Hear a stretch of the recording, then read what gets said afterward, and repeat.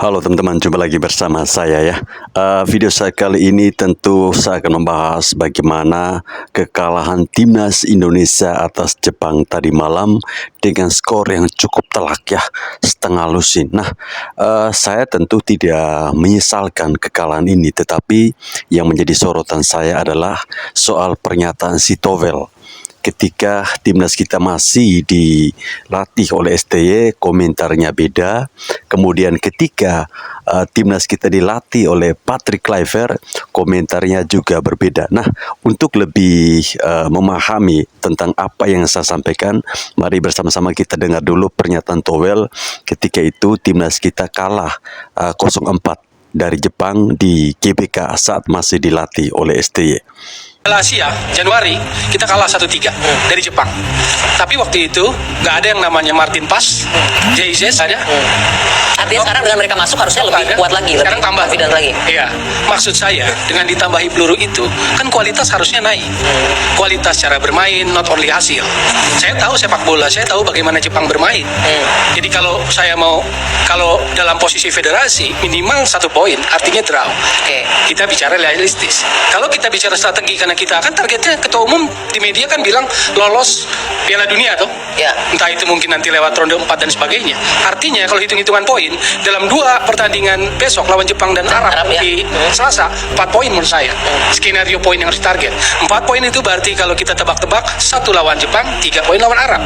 Kan begitu. 1 lawan Jepang, oke. Tapi Bang, nggak bisa itunya begitu. Kenapa? Karena kalau kita lihat grup ini, saat ini grup ini sangat sulit. Sulitnya kenapa, Bung? Kenapa? Kemarin lawan Australia kita main seri kan? Australia sama Jepang main berapa? Seri. Ya, so ada kemungkinan bisa ada seri, baik kan Indonesia bisa menang. Tapi nggak bisa, kita mau pasang target pun kita harus realistik. I know. Ya, but tidak tutup kemungkinan kita bahas mau menang. Tapi ini lawan Jepang. Dan kita bilang tambah pemain, ya pemainnya bagus, tapi main di mana? Main di mana? Main di mana? Liga mereka main liga tetap di bawah sama tim Jepang. So kita harus realistik. Mungkin kalau kita mau bahas untuk keseluruhannya, mungkin Indonesia ya tetap mikir kita underdog. Kalau kita udah mikir dengan tambah pemain, otomatis kita udah jadi hebat. Itu nggak bisa. Kenapa nggak bisa? Itu kan ada nama-nama kayak seperti Kevin. Butuh waktu. Jadi terlalu singkat untuk membangun chemistry antar tim itu. Tim ini umurnya 3 bulan. Timnas Jepang itu udah main bersama berapa tahun. Dan kalau aku lihat setiap timnas main, ada tambah 1 pemain, ada 2 pemain yang baru yang masuk. Dan itu making chemistry-nya hilang. Sepenting apa chemistry antar pemain itu dibangun untuk Artinya sebuah tim? misalkan kalau aku main sama contoh Ibnu tiap hari, aku tahu gerakannya seperti apa, dia minta bola kayak gimana. Kevin yang terakhir datang ini, dia baru latihan mungkin 2-3 kali. Itu nggak cukup untuk ngebangun. Besok langsung diturunkan, pasti ada masalah di komunikasi. Bagaimana mau nggak mau, walaupun dia pemain baik. Dan kalau lihat semua gol yang kita kemasukan kemarin, itu defensive error. Bukan karena pemainnya jelek, tapi mereka butuh waktu. Jadi kita mau bilang kita mau menang, ya, karena itu udah di depan mata. Tapi kita juga harus Tapi realistis ya, kita lawan Jepang. Jadi saya juga mau nambahin dengan Greg, saya sepakat sebenarnya. Kalau tadi Bung Toel bilangnya itu target realistis adalah 1 dari Jepang, 3 dari Arab. Itu bukan target realistis kalau buat saya. Kenapa? Jepang balik lagi tadi. Pemain-pemain Jepang kita tahu kualitasnya, mainnya di liga mana. Bahkan imbang pun Anda nggak yakin kita bisa. Iya, sangat ya realistisnya seperti itu. Boleh optimis, itu target optimis kalau buat saya. Tadi bukan realistis. Realistis kita lihat Jepang, ya mungkin ada yang bilang posisi ranking FIFA ini ada yang berpengaruh, ada yang tidak. Tapi kalau saya ngelihat materi pemain, ini ada sedikit diferensiasi masalah kekuatan. Jepang jelas lebih kuat ketimbang Indonesia, meskipun Kevin Dix datang. Itu tuh gini cara lihat itu. Kemarin away ke Bahrain dan China itu miss target. Dalam sudut bagaimana mengelola tim nasional, saya nggak tahu federasi ya, saya nggak bisa mewakili federasi. Tapi dari sudut pandang saya itu miss. Harusnya 4 kan poinnya. Kembali targetnya 4, nggak pernah berani maksimal kan? Menang Bahrain, menang China. Balik itu kan gagal, nggak dapat miss target. Jadi saya memberikan sebuah catatan. Jadi kalau misalnya nggak realistis, loh udah ditambahi kok, itu yang diminta kok, itu pilihannya kok, pemain-pemain naturalisasi kok. Jadi dia harus tanggung jawab dengan apa yang dikasih. Arya, kita minta dulu Bung Arya. Satu aku mau tanya. Apa? Lawan Australia, Yes. kemarin pasang poin berapa buat Indonesia pas lawan Australia? Satu. Kemarin, satu. Aku sih pasangnya Australia harusnya menang. Kalau kita lihat head to head, but mereka bisa dapat poin. Pas kita lawan China, semua orang udah mikir, inilah China kalah semua kan. Ternyata. Lawan ini sepak bola. Bisa aja orang mikir sekarang kita mikir, lawan Jepang tidak mungkin kita udah kalah. Kenapa aku yakin mungkin Indonesia dapat poin lawan Jepang atau bahkan bisa menang? Kenapa? Karena Jepang itu mainnya nggak agresif. Sedangkan kalau aku lihat formasi Sintayong, mereka mainnya sangat agresif di situ, dan Indonesia setiap mau main ofensif selalu kebobolan dibanding mereka main defensif dan tunggu. Jadi inilah analisisnya, makanya analisisnya adalah ketika Anda diberikan amunisi, lalu kita lihat kualitas permainannya. Betul.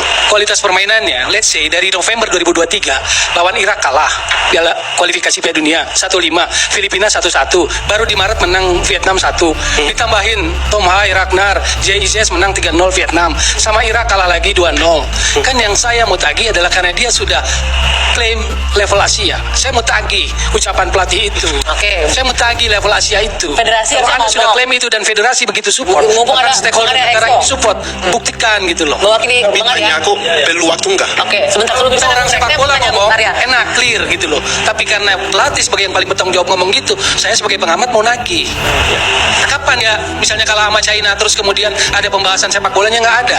Progressive passing lawan China 6, China 24. Sentuhan di box penalti lawan di area penaltinya China, Indonesia 5. China sentuhan di penalti areanya Indonesia 12. Pertanyaannya, dengan segitu naturalisasi yang dikasih, apa yang dia kerjakan untuk lini depan, untuk kreativitas lini depan, sentuhan di box area penalti lawan 5. Itu yang saya baca di statistik.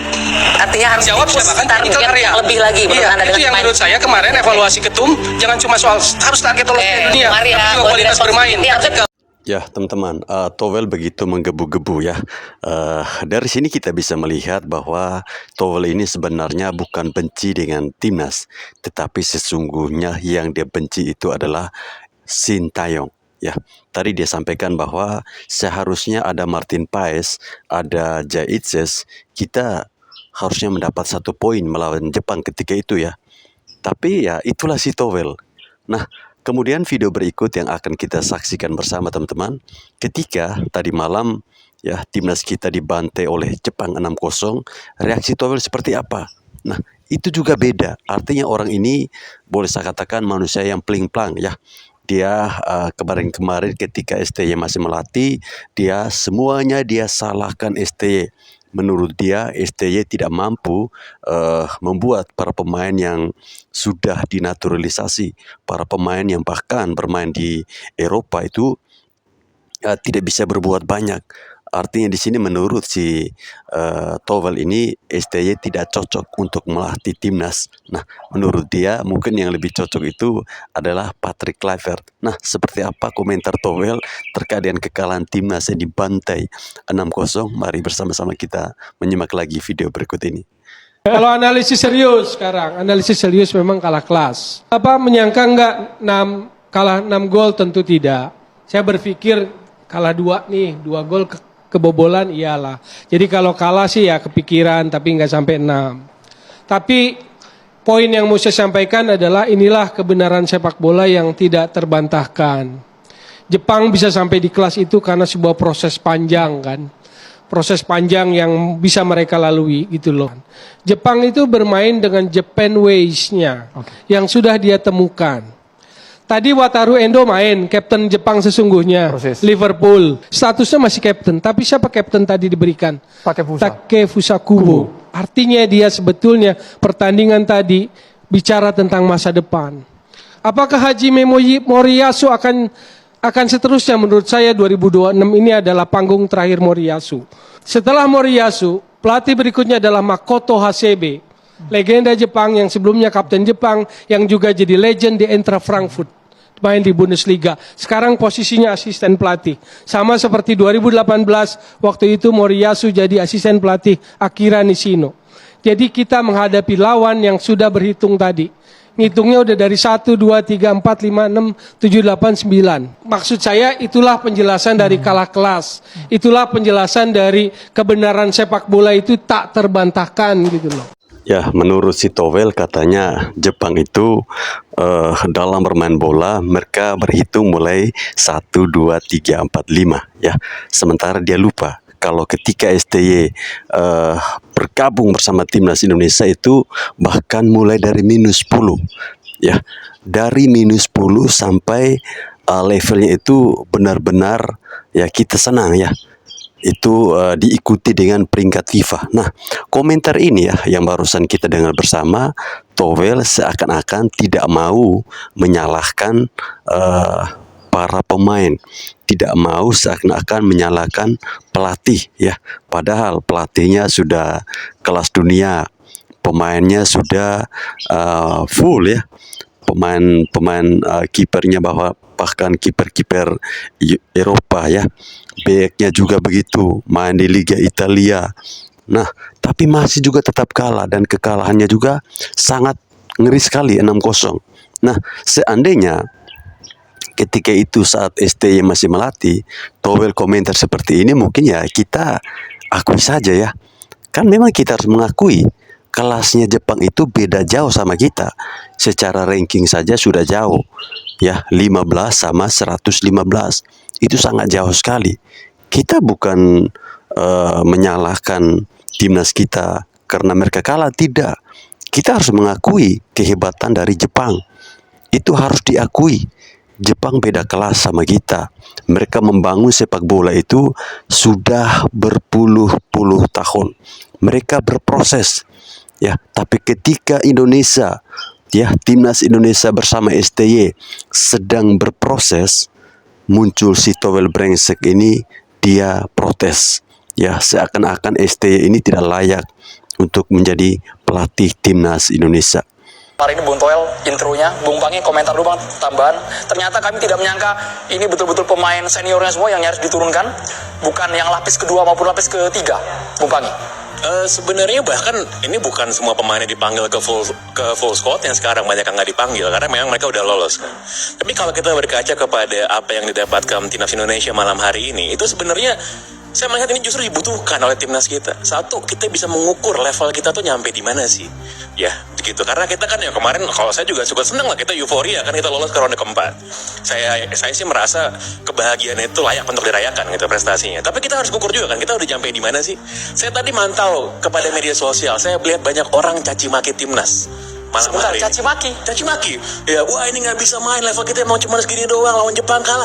Loh, memangnya kaget kita kalah lawan Jepang? Kan enggak, gitu. Yang pasti bukan Bung Toel. Bung Toel pasti objektif dan fair ya Bung ya. Maksud saya adalah gini, bro. Kita tahu lawan kita ini levelnya di atas kita. Dia ini levelnya bukan Asia lagi, Jerman sama Spanyol aja dikalahin sama mereka kan. Mereka tuh targetnya itu juara dunia gitu. Dalam 20 tahun ke depan mereka pengen jadi juara dunia. Jadi kita mau ngukur nih, kita yang masih lagi rising ini, level kita udah nyampe di mana sih? Ini sebuah reality check yang bagus banget menurut saya. Ini untuk ukur ekspektasi kita juga. Tapi setengah lusin Bang, setengah lusin tuh kayaknya. Ya kalau kita lihat skornya sih sebel lihat skornya ya, gitu. Sebel lihat skornya. Tapi kita kaget gak kita kalah? Kan enggak. Justru ini makin menunjukkan bahwa memang tadi saya suka banget tuh. Saya jarang-jarang sepakat sama Bang Toel ya. Saya suka banget frasanya. Saya suka banget frasanya. Kebenaran sepak bola. Football truth gitu kan. Tidak terbantahkan. Karena memang ya Jepang bangun sepak bolanya itu ya berpuluh-puluh tahun. Saya dulu waktu kecil saya sebenarnya dengar orang Jepang itu belajarnya ke Galatama lihat buat bangun J-League kan. Karena mirip-mirip tuh, semua klub J-League di awal-awal itu klub korporasi semua, sama kayak Galatama waktu awal. Sekarang mereka memetik hasilnya. Bahkan pemain-pemain Jepang yang main pada malam hari ini itu satu bukan pemain terbaik yang mereka, dan mereka semua jebolan dari mana? Jebolan dari piramida sepak bolanya Jepang. Dimulai dari sekolah, ya SMA, masuk ke klub. Bahkan banyak banget pemain-pemain Jepang yang tadi main itu mungkin yang main di Jepangnya cuma sedikit, sisanya main di Eropa semua, gitu.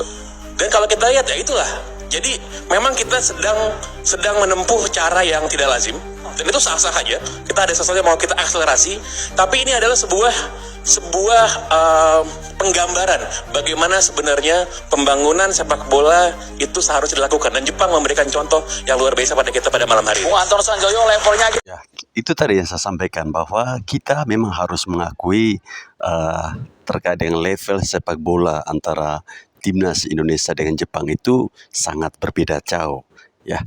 Itu memang kita harus akui. Tapi yang menjadi persoalan di sini ketika si Towel ini seakan-akan pilih kasih dalam mengomentari kekalahan ini, ya. Seperti yang tadi saya sampaikan, saat STY masih melatih timnas, komentarnya dia menyudutkan STY. Tapi ketika Patrick Kluivert melatih timnas, dia bilang ya kita beda kelas. Ya, Jepang itu kalau dalam perhitungan mereka itu mulai dari 1, tapi kita ini kan mulainya dari 10, ya. Itu kan dia singgung tentang naturalisasi. Tapi apapun itu teman-teman, kita harus bangga ya bahwa timnas kita bisa lolos ke round keempat, ya. Kita doakan saja semoga kedepannya timnas kita bisa bangkit, ya, bisa jauh lebih baik. Dan melawan Jepang, ya, 2 kali home away ini merupakan sebuah pelajaran penting, pelajaran berharga bagi timnas kita untuk sesungguhnya nanti jika lolos ke Piala Dunia, ya beginilah tim yang bermain di Piala Dunia. Karena Jepang ini bukan tim yang ecek-ecek, ya. Jerman pernah mereka kalahkan, ya teman-teman.